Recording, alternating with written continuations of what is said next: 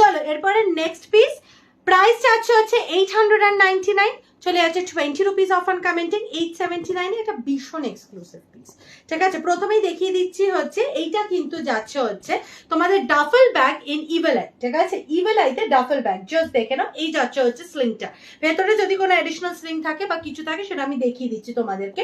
প্রথমে শুধু বাইরের লুকটা দেখিয়ে দিলাম। এবার চলে আসো। হ্যাঁ আচ্ছা, এবার চলে আসো। আচ্ছা, এই যে প্রথমেই বেরিয়ে গেছে হচ্ছে স্লিংটা, বাবা স্লিংটা আবার ভেতর দিয়ে লাগানো ছিল। আচ্ছা, এই যাচ্ছে হচ্ছে স্লিংটা, বড় স্লিংটা, ঠিক আছে। তো তোমরা একটা কিন্তু এরকম শোল্ডার ব্যাগ পাচ্ছ, this is the shoulder bag and also একটা বিগ স্লিং, ঠিক আছে। সো দুটোই পেয়ে যাচ্ছ, which is such good deal, ঠিক আছে। এরপরে আচ্ছা, এই যাচ্ছে হচ্ছে ফার্স্ট এরিয়াটা, এই যাচ্ছে ফার্স্ট এরিয়াটা। আর ভেতরে দেখতে পাচ্ছ এখানে একটা কিন্তু সেফটি পকেট আছে, ঠিক আছে। This is the safety pocket. চলো এরপরে সেকেন্ডটা খুলি।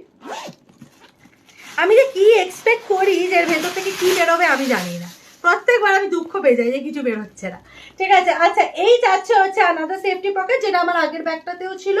অ্যান্ড এইটাতে কিন্তু চেন নেই, অ্যান্ড এই সেফটি পকেটটাতে চেন আছে, এটাই জাস্ট ডিফারেন্স। অ্যান্ড প্রচুর স্পেস, মানে কত রাখবে ভেতরে, কত কত কত রাখবে ভেতরে। এই যাচ্ছে হচ্ছে পিসটা, ঠিক আছে। This is the bag and this is the